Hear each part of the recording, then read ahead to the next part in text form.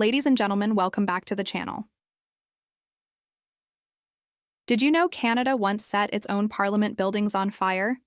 It sounds like a scene from a rebellious uprising or a dramatic moment from a foreign war, but this event is a real chapter in Canadian history, one filled with mystery, controversy, and powerful symbolism.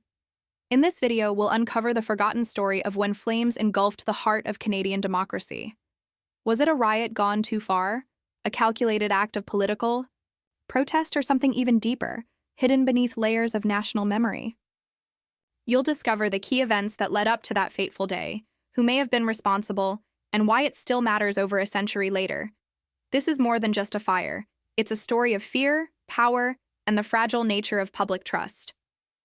Keep watching, because by the end of this video, you might see Canada's history in a whole new light. In the mid-19th century, Canada was not yet the unified country we know today. Instead, it was a colony under British control, organized as the United Province of Canada. This province was a union of two distinct regions: Canada East, predominantly French-speaking, and Canada West, primarily English-speaking.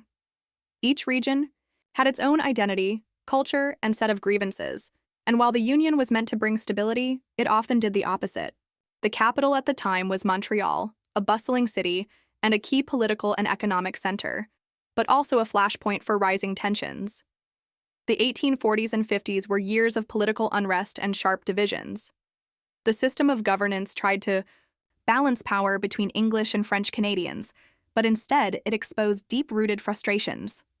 English Canadians, particularly in Canada West, often pushed for economic development and closer ties with Britain, while many French Canadians in Canada East were more focused on preserving their language, culture, and legal traditions. The political scene was volatile, with constant power struggles, fragile coalitions, and a growing sense among many that their voices weren't being heard. This was also a period of reform. The idea of responsible government, where elected officials, not colonial governors, would control local affairs, was gaining traction.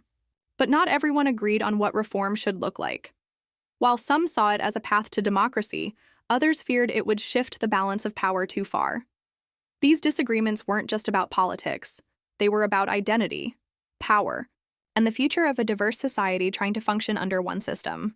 As tensions built, the city of Montreal became a symbolic battleground for what kind of country Canada might become. In 1849, a single piece of legislation would ignite one of the most dramatic events in early Canadian history: the Rebellion. Losses Bill. On the surface, the bill was meant to be a practical and conciliatory gesture. It proposed compensating residents of Canada East, primarily French Canadians, for property damage they had suffered during the rebellions of 1837 to 1838, a time when both English and French communities had risen up against the colonial government, in hopes of gaining greater political freedom and local control. The idea was that those who had not been convicted of participating in the rebellion, but had still suffered losses, should be compensated, much like those in Canada West had already been years earlier. But in practice, the bill became a lightning rod for political outrage, particularly among the English-speaking elite in Canada West. They viewed it as an unforgivable betrayal, an official act of rewarding disloyalty and rebellion. To them, the bill wasn't about justice or fairness. It was about pandering to the French-speaking majority in Canada East and undermining British loyalty. At the heart of the controversy was Lord Elgin's decision to prioritize democratic principles over political popularity.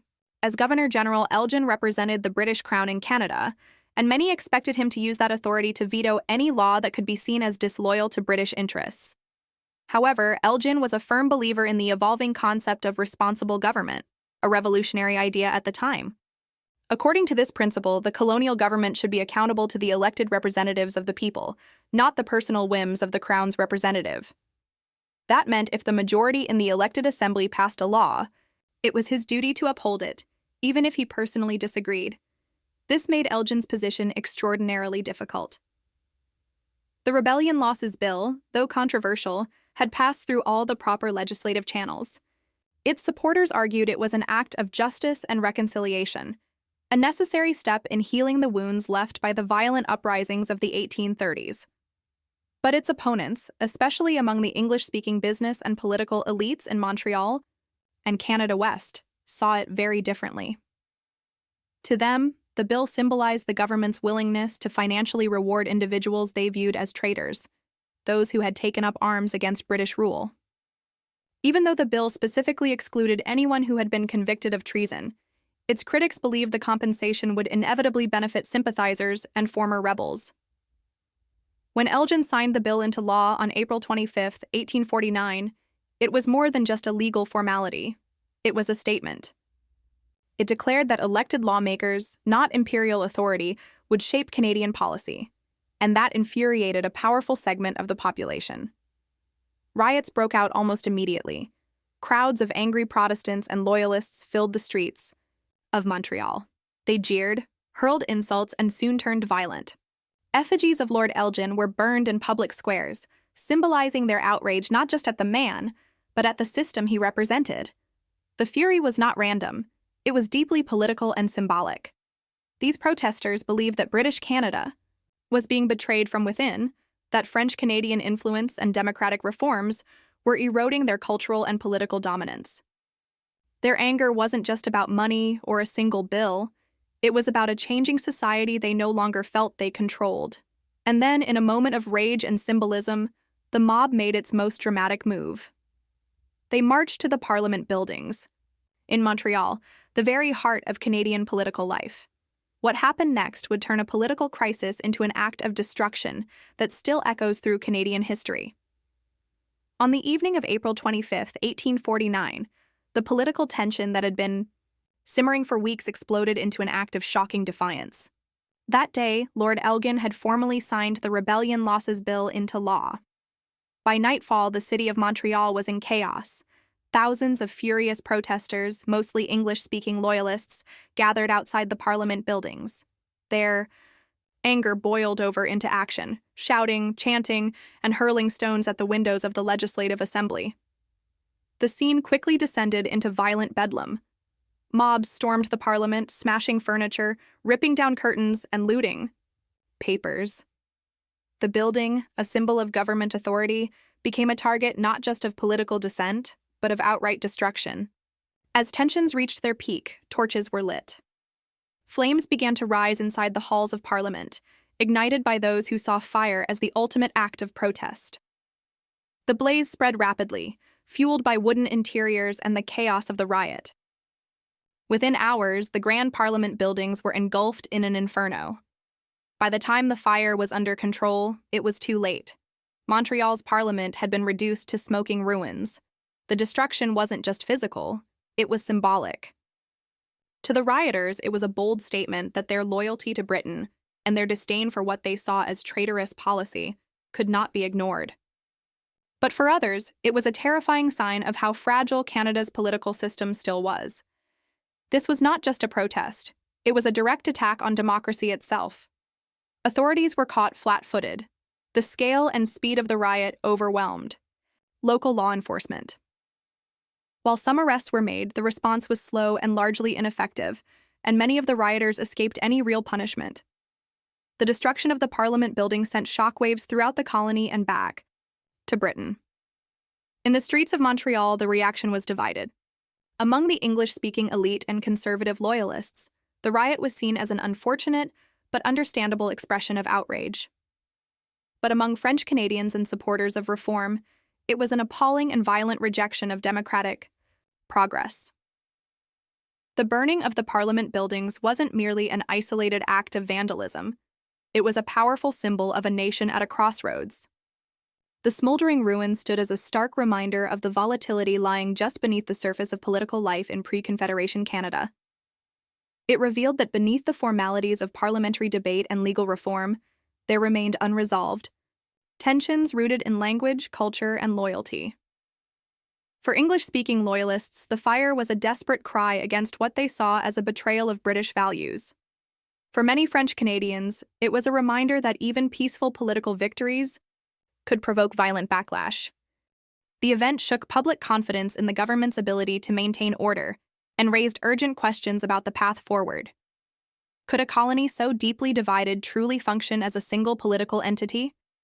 Could democratic reform succeed in a society still haunted by the ghosts of rebellion and ruled by old colonial power structures. The fire forced people to re-examine the very nature of Canadian identity, and it sparked conversations that would echo all the way into the Confederation debates nearly 2 decades later. In the aftermath, Montreal would lose its status as capital, and the government would relocate, eventually finding a permanent home in Ottawa. But the legacy of that night, of the fire and the fury, remained. It became a defining moment in Canada's journey toward unity and self-rule. Not because it was a triumph, but because it laid bare the challenges that had to be overcome. It was in the ashes of destruction that the seeds of a more resilient Canadian democracy were planted. The aftermath of the Parliament fire in Montreal sent shockwaves across the political landscape of British North America. It wasn't just a building that had gone up in flames, it was the very idea of a stable, united colony that seemed to be unraveling. The immediate political fallout was intense. Montreal, once the political heart of the province of Canada, was no longer considered a viable capital. The city had become a symbol of division, unrest, and vulnerability. Political leaders feared that keeping the capital there would only stoke further violence and deepen the existing divides between English and French populations. In the wake of the destruction, the government was forced to move.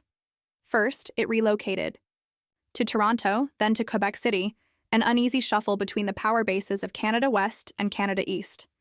Each move came with political baggage, as neither side wanted the other to hold permanent influence over the seat of government. This instability only highlighted the delicate balance of power in a colony still searching for unity. It became increasingly clear that a more permanent solution was needed. The idea of choosing a neutral central location, one not tied to, closely to either linguistic or cultural faction, began to take root. After much debate and political maneuvering, the decision was made. Ottawa, a quiet town perched on the border between Canada East and Canada West, would become the new capital. Though it lacked the size or status of cities like Montreal or Toronto, its location made it a symbol of compromise.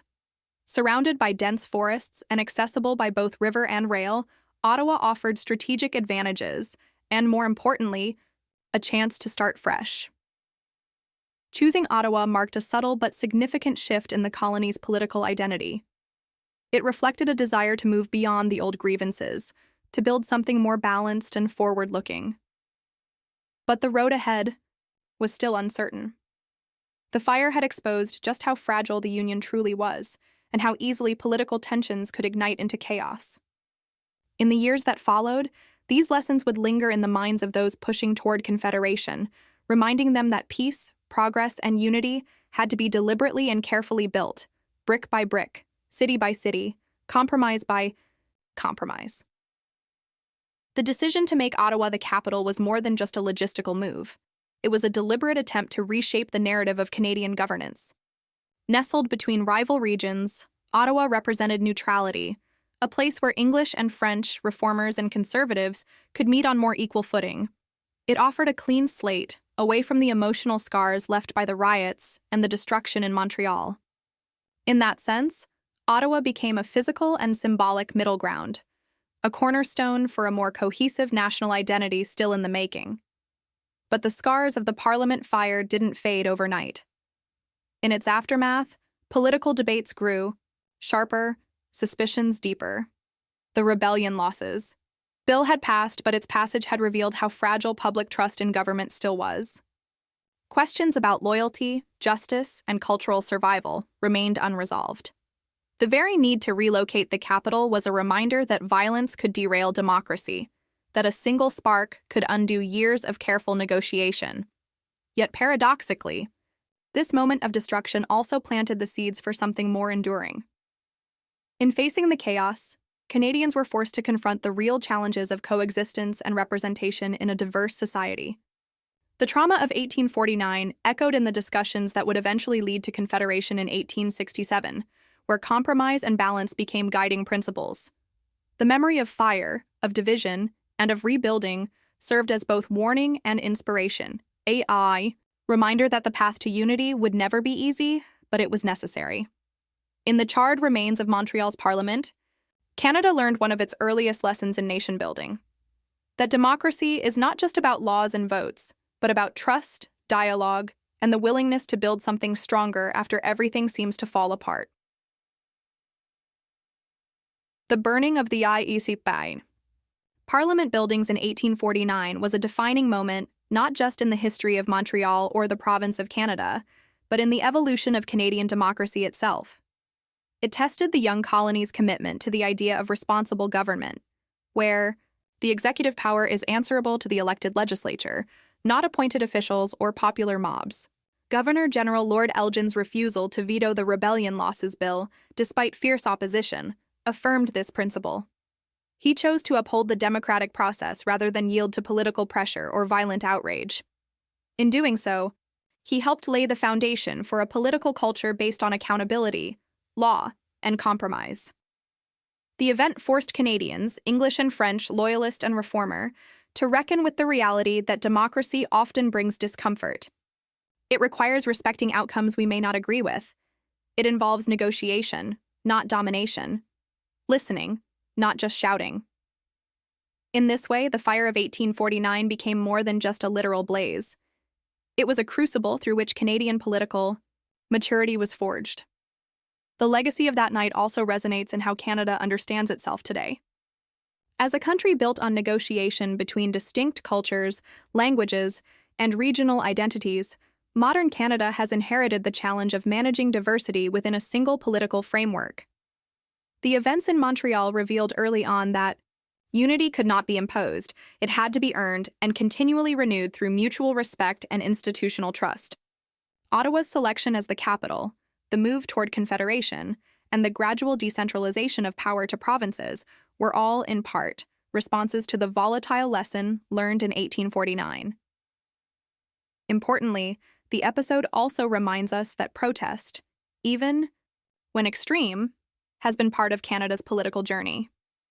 While the riot was condemned for its violence, it arose from a population that felt unheard, sidelined, and afraid of losing power. Though destructive, it forced conversations that shaped future reforms.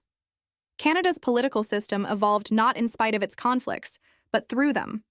From the rebellions of the 1830s to the Parliament fire, from Indigenous resistance to modern-day civil movements, the story of Canada includes voices that challenged authority, sometimes peacefully, sometimes not, pushing the country to be better, fairer, and more inclusive.